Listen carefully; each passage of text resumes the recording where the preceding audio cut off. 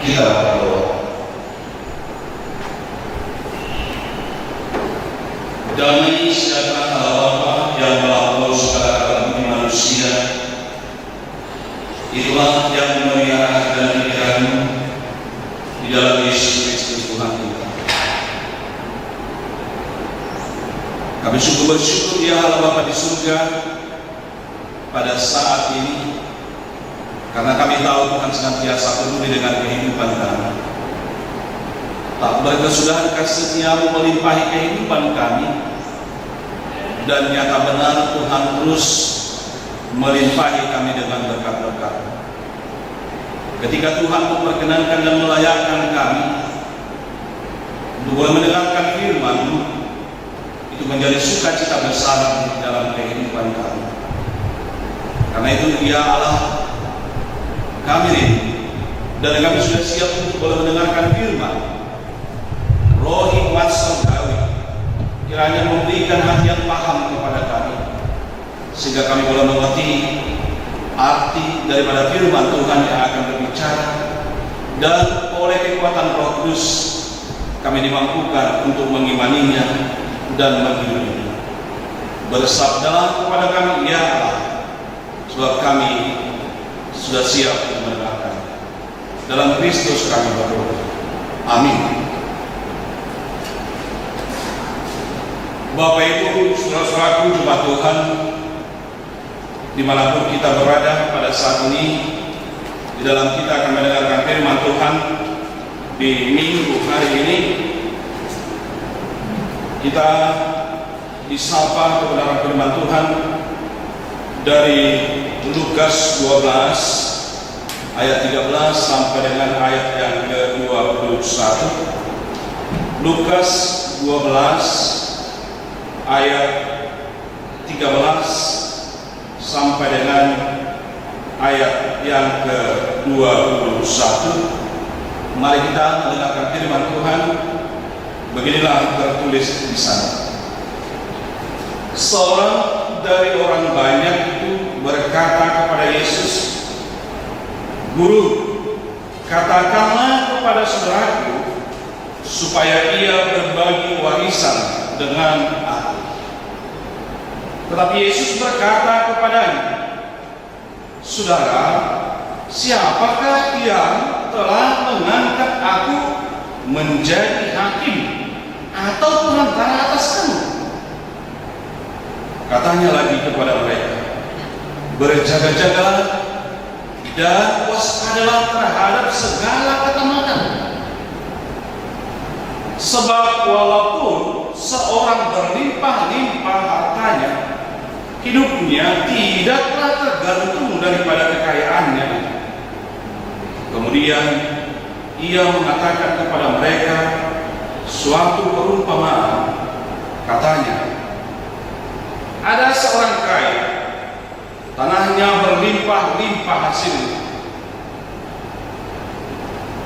Ia bertanya dalam hatinya, apakah yang harus aku perbuat, sebab aku tidak mempunyai tempat di mana aku dapat menyimpan hasil tanahku."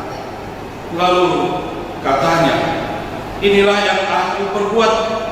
Aku akan merombak lumbung-lumbungku, dan aku akan mendirikan yang lebih besar, dan aku akan menyimpan di dalamnya segala gandum dan barang-barangku. Sesudah itu aku akan berkata kepada jiwaku, jiwaku, ada padamu banyak barang tertimbun untuk bertahun-tahun lamanya. Beristirahatlah, makanlah, minumlah, dan bersenang-senanglah." Tetapi firman Allah kepadanya, "Hai engkau orang bodoh, pada malam ini juga jiwamu akan diambil dan daripadamu, dan apa yang telah kau sediakan, untuk siapakah itu nanti? Demikianlah jadinya dengan orang yang mengumpulkan harta bagi dirinya sendiri, jikalau ia tidak kaya di hadapan Allah." Shalom. Selamat hari Minggu bagi kita semuanya. Selamat hari Minggu. Bapak Ibu, saudara-saudaraku, jemaat Tuhan yang terkasih di dalam nama Tuhan kita Yesus Kristus, dimanapun kita berada pada saat ini, di dalam kita mendengarkan firman Tuhan ini, kami yakin percaya bahwa kita tetap di dalam penyertaan dan pertolongan Tuhan. Amin. Amin. Saya yakin lawatan Tuhan di rumah kita masing-masing terus terjadi, dan kita boleh merasakan bagaimana oleh lawatan Tuhan di rumah kita akan ada senantiasa damai, ada sukacita, dan bahkan ketika Tuhan hadir di rumah kita masing-masing, itu memberikan jaminan dan kepastian bahwa kita tidak akan pernah kekurangan. Amin. Dan Bapak Ibu, lebih lagi pada saat ini di dalam lawatan Tuhan kepada kita dimanapun kita berada, ada sapaan firman Tuhan yang disuguhkan kepada kita di dalam minggu kita sesuai dengan tema minggu ini. Ada nasihat Tuhan, ada pengajaran Tuhan, ada firman Tuhan kepada kita yang boleh mengajari kita, menasihati kita, menyapa kita. Dikatakan di sana, jauhilah ketamakan. Jauhilah ketamakan, padahal hamuk kusong. Ini tema minggu kita, minggu pertama setelah Trinitatis. Dan biarlah firman yang menyapa kita atau tema minggu yang disampaikan kepada kita yang kita boleh dengar pada saat ini menyentakkan telinga kita, mencelitkan mata kita. Sebab bukankah pada saat ini memang hal yang sangat perlu? Di saat orang berkata mengklaim dirinya sedang kekurangan, ya, lalu ada banyak sumber memberikan, mendengarkan kekurangan kita. Ada banyak donatur, ada banyak perhatian dan kepedulian pemerintah yang memberikan sembako misalnya. Lalu firman ini atau tema minggu ini sangat relevan bagi kita, supaya jangan kita tamak akan apa yang boleh kita terima saat ini. Memang situasi kita memang seolah memaksa supaya kita harus menimbun sembako misalnya, ya. Karena virus corona masih terasa dampak. Kami coba, saya mau menyadarkan kita bersama, masih apa sekarang yang masih ya tertimbun ini harta sembako, ya, makanan minuman ini. Maka apa yang kita perlukan, kita butuhkan saat ini? Adakah nilai ketamakan itu boleh kita lihat dengan perilaku kita saat ini? Atau bagi sebagian orang, loh, berbicara soal menimbun harta, kok berbicara soal ketamakan? Apa yang ditangani sekarang lagi kekurangan? Itu kan baru terakhir. Nah, saya mau katakan, ketika saya berbicara soal ketamakan, lalu ada orang merasa di sana tidak ada yang dimiliki dan tidak ada yang disimpan, tidak ada yang ditimbun, maka sangat tepat baru terakhir.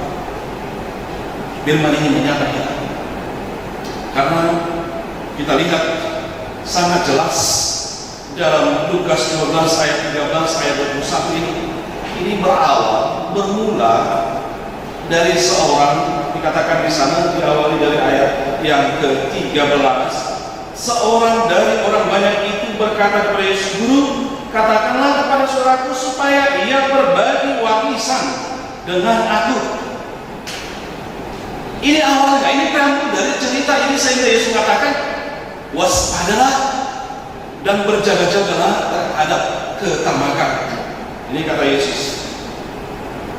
Yesus berkata kepada saudara-saudara, siapakah yang telah mengangkat aku menjadi hakim atas pengantara bagimu, menjadi pengantara bagimu? Orang meminta perhatian Yesus, ya. Orang meminta bagaimana Yesus berdiri untuk memberikan sebuah keputusan.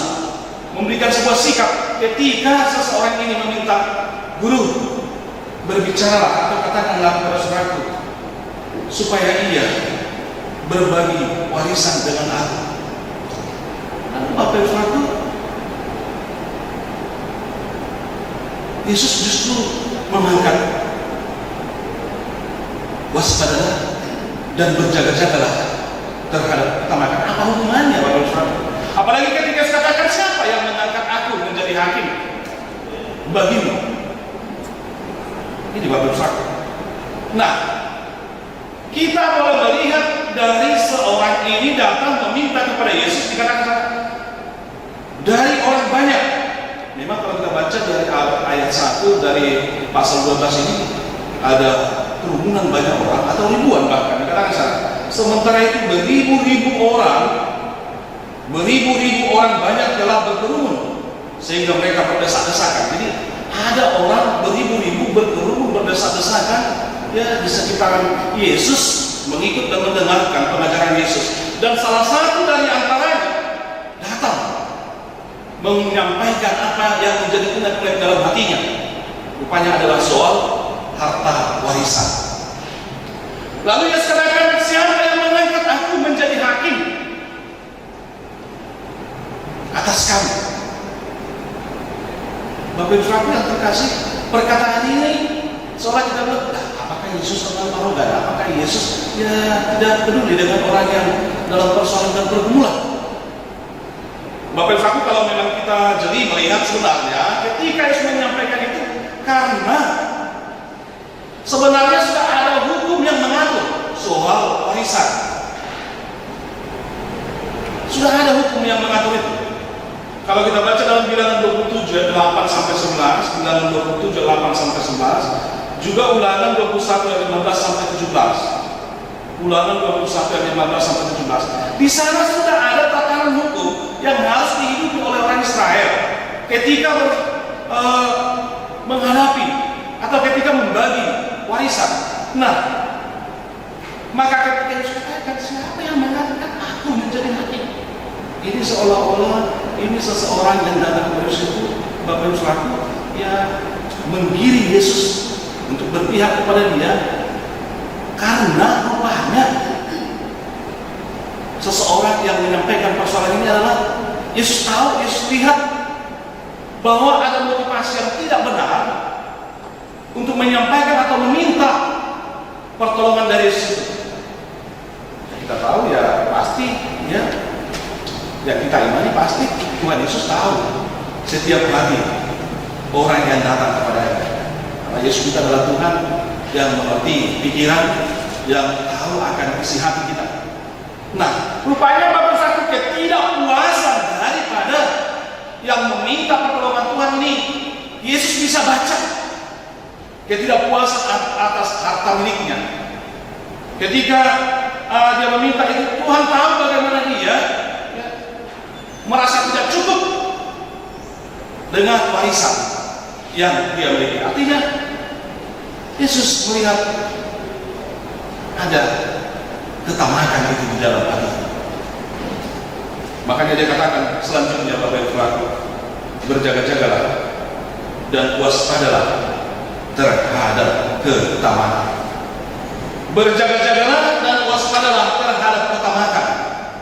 Saya katakan sekali lagi, di dalam kitab Bilangan dan di dalam kitab Ulangan sudah ada yang harus menjadi milik daripada setiap anggota keluarga yang harus diwarisi di tengah-tengah keluarganya. Tidak mungkin itu dilakukan secara curang atau tidak adil, karena hukum sudah mengatakan seperti itu. Maka ada perasaan yang ingin, ada perasaan yang tidak cukup, ada perasaan yang kurang. Bapak Ibu Saudara, kalau saya mengangkat tadi soal sembako itu di dalam preambul khotbah saya, memang bukankah itu sekarang roh zaman seperti itu ya, terjadi satu rasa tidak cukup, rasa kurang senantiasa, rasa tidak puas selalu ada hingga pada saat ini. Maka jelaslah Bapak Ibu Saudara, ketika dikatakan Yesus supaya kita menjauhi ketamakan, ketika firman ini, ketika tema minggu ini meminta kepada kita menjauhi ketamakan, Karena memang ketamakan itu Bapak Ibu Saudara adalah rasa ketidakpuasan. Ada di sana Bapak Ibu Saudara terlihat ya dengan makna tamak itu ada kerakusan. Ada kerakusan. Lalu Bapak Ibu Saudara, orang yang tamak itu dalam arti luasnya boleh kita pahami, boleh kita mengerti bahwa seseorang tidak pernah puas atas apa yang dia peroleh, dan dia selalu berusaha untuk memperoleh yang lebih banyak lagi dan semakin banyak, bahkan untuk mencapai hasratnya itu ya tidak peduli dengan nilai kemanusiaan atau mengorbankan kemanusiaan dilakukan di Bapak Ibu, bahkan menghalalkan setiap cara untuk boleh memenuhi hasratnya itu. Jadi tidak jarang Bapak Ibu ya di dalam ketamakan itu bisa diikuti oleh perlakuan ketidakadilan, perlakuan mengorbankan orang lain, ya. Bahkan kalau kita baca dalam episode yang sudah menghantar khotbah kita ini, dikatakan di dalam episode di Amsal ya, di Amsal 22 itu jelas dikatakan dalam ayat 22 bahwa orang yang sudah dirasuki dengan ketamakan akan terlihat seperti dalam ayat 22 itu. Makanya dikatakan dalam kitab Amsal, janganlah merampas orang lemah karena ia lemah, dan janganlah menginjak-injak orang yang berkesusahan di pintu gerbang. Bagi orang tamak ini tidak peduli dia merampas orang yang lemah. Bagi orang tamak tidak peduli dia menginjak-injak orang yang lemah atau orang yang kecil. Ini Bapak Ibu, tidak peduli dia. Artinya dia tidak akan pernah melihat nilai kemanusiaan itu. Yang penting dia terpenuhi hasrat. Makanya Bapak Ibu, pantas rupanya Yesus, pantas tema khotbah kita ini rupanya berkata, jauhilah ketamakan. Karena di dalam ketamakan itu Bapak Ibu bisa hilang nilai persaudaraan, bisa tertutupi atau bisa hilang kasih di dalam kehidupan kita. Nah, Bapak Ibu, lebih jauh lagi Yesus katakan, lebih jauh lagi dipakai oleh Yesus untuk menjelaskan soal ketamakan itu, untuk mau mengajari kita supaya kita waspada dan berjaga-jaga tentang ketamakan. Yesus membuat, Yesus menceritakan sebuah perumpamaan yang kalau kita lihat ini Bapak Ibu di dalam khotbah kita, dia menceritakan bahwa ada seorang kaya yang tanahnya berlimpah-limpah hasilnya, dan di sana dia dalam kebingungan, dan dia bertanya di dalam hatinya, ya, dia kebingungan dalam hati mau dikemanakan hartanya, karena saking banyaknya, saking berlimpahnya hasil dari tanahnya. Seolah-olah di dalam kebingungannya dia seperti yang dikatakan sini, dia tidak mempunyai tempat lagi untuk menempatkan atau menyimpan hasil tanahnya ataupun barang-barangnya. Sampai-sampai dia bertindak akan melakukan, dia merombak lumbung-lumbungnya dan memperbesar lumbung-lumbungnya itu. Dia mendirikan yang lebih besar, dan kesanalah dia menyimpan hasil gantungnya dan juga barang-barangnya. Sesudah itu dia berkata kepada jiwanya, jiwaku ada padamu banyak barang, tertimbun untuk bertahun-tahun lamanya. Beristirahatlah, makanlah, minumlah, bersenang-senanglah. Ini gambaran ya, memperlihatkan apa yang dimiliki oleh si orang kaya. Yesus menceritakan perumpamaan itu Bapak Ibu, bagaimana seorang kaya ini sudah mempersiapkan segalanya. Tapi Yesus lebih lanjut lagi menceritakannya. Rupanya mempersiapkan harta dunia ini, itu yang dilakukan oleh seorang kaya ini, dan tidak mempersiapkan harta surgawinya. Makanya dikatakan, rupanya pada malam itu juga,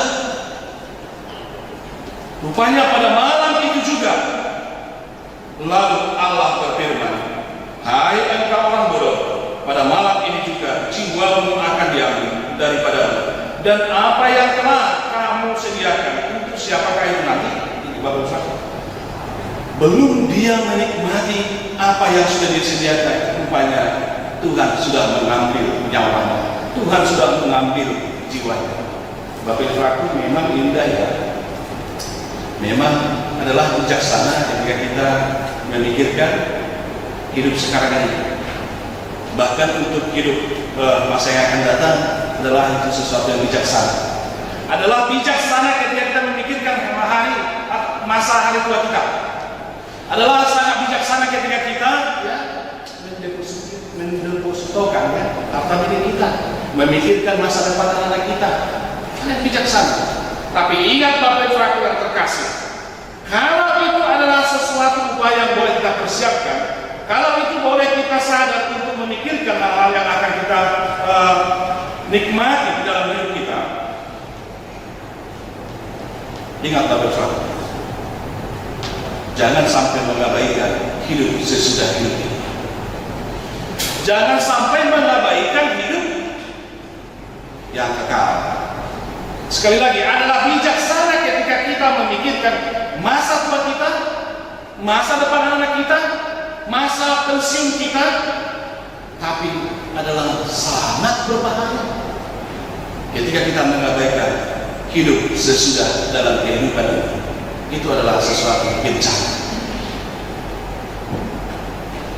Saya tidak bosan-bosan mengatakan ini kepada kita, bahwa memang pengajaran Yesus yang membuat perumpamaan seorang kaya ini mau menyadarkan kita supaya kita tidak hanya memikirkan diri kita sendiri, tidak memikirkan hanya harta dunia ini, ya,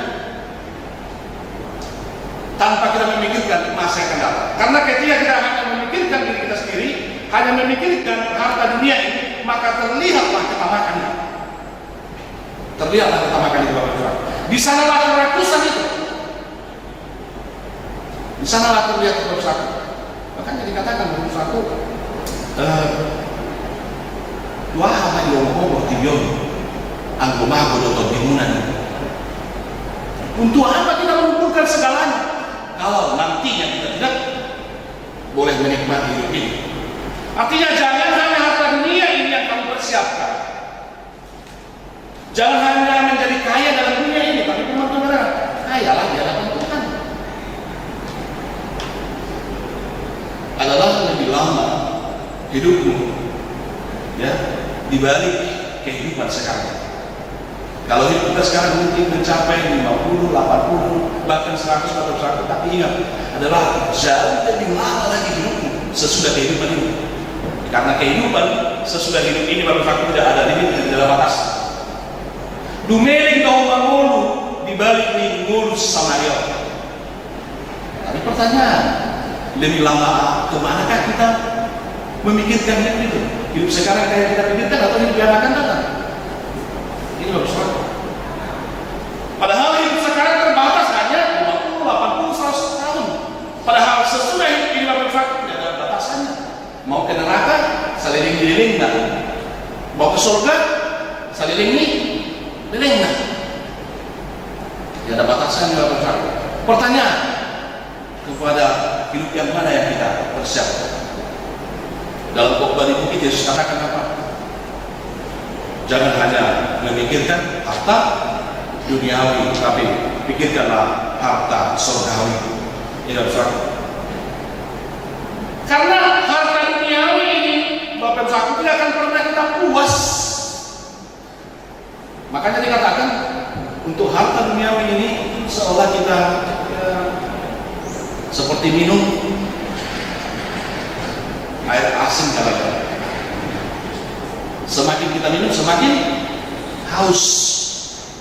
Nah, hal seperti itu yang menggambarkan ketamakan itu Bapak Ibu. Seorang yang tadi meminta supaya Yesus menghakimi, supaya Yesus berpihak kepada dia tidak puas dengan bagian yang dia miliki. Disitulah ketamakannya. Dia tidak puas dengan apa yang menjadi miliknya.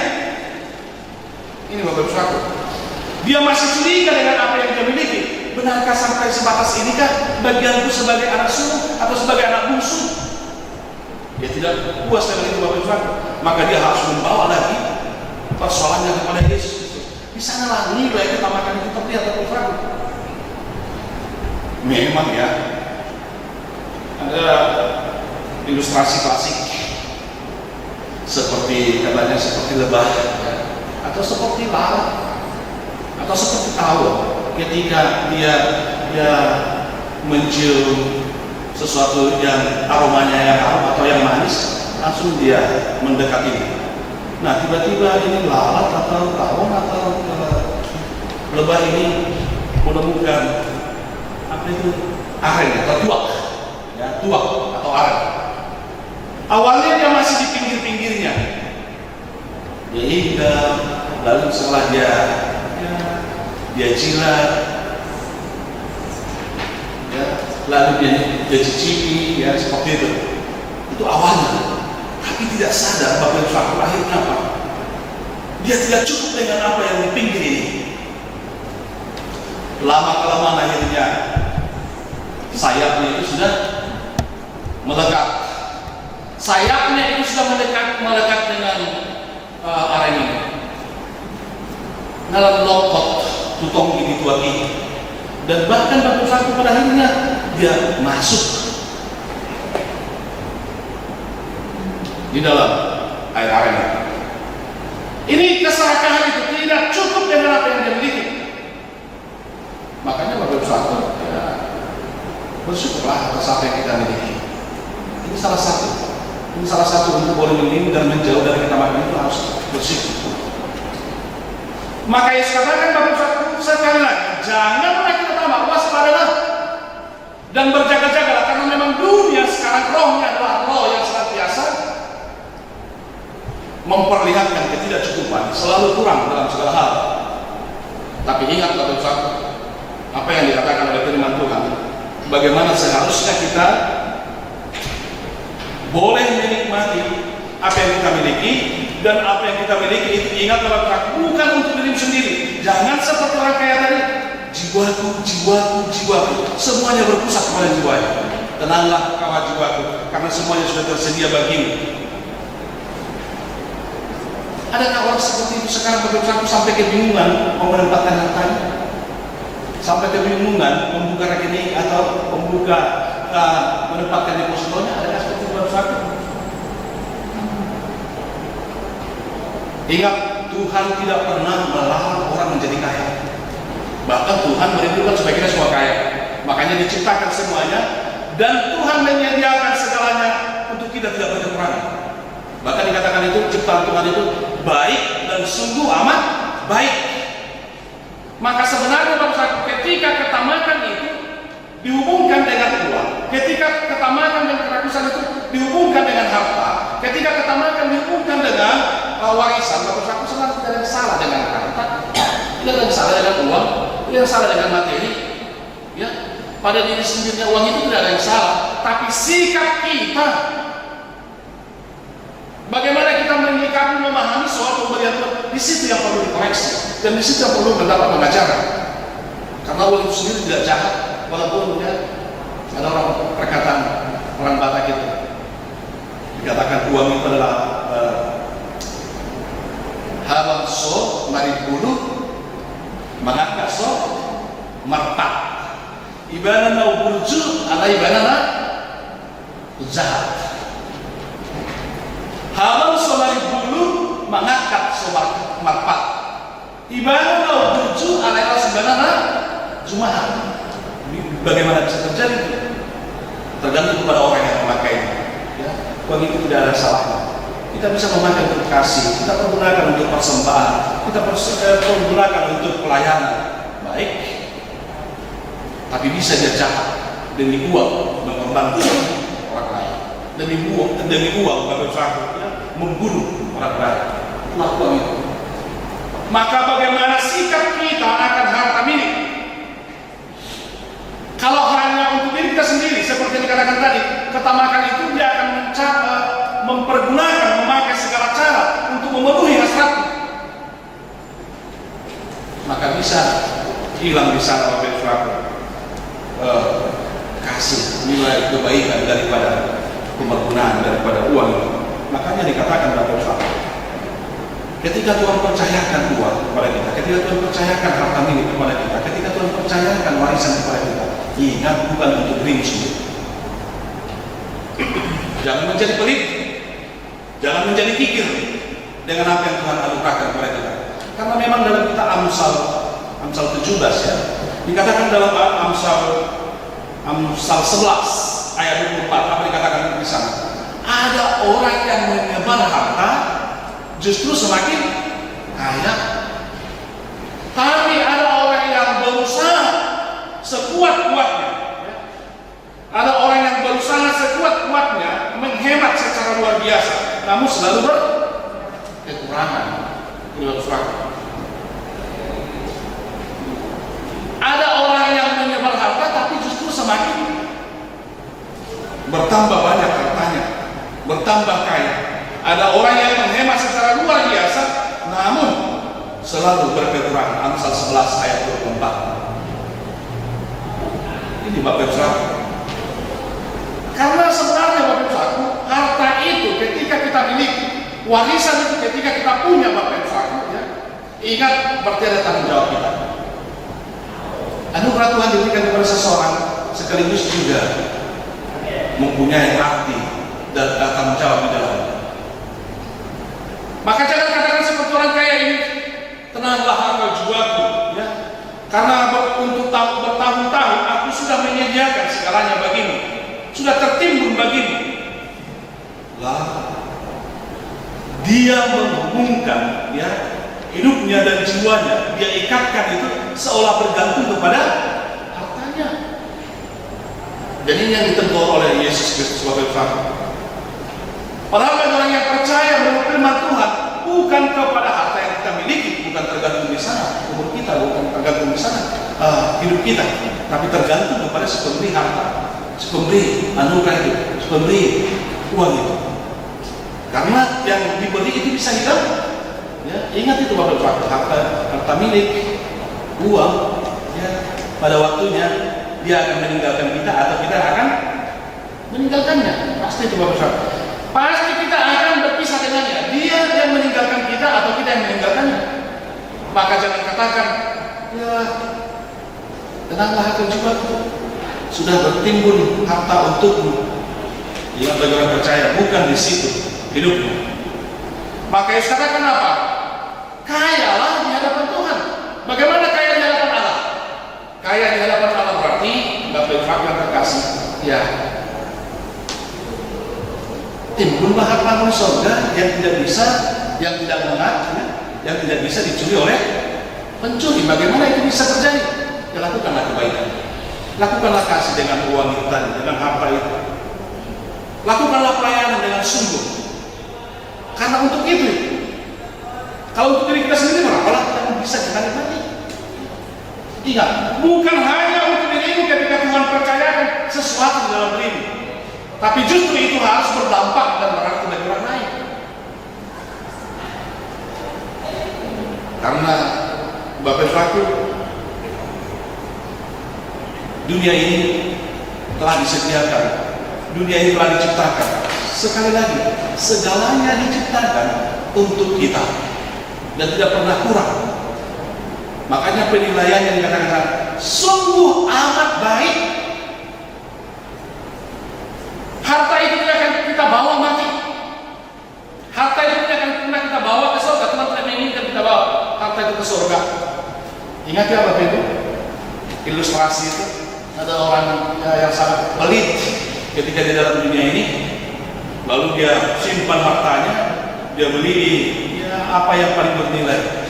Itu dari mana masa orang di gudangnya, di mana terus ada tempat di kantor. Ini ilustrasi doang Bapak Ibu.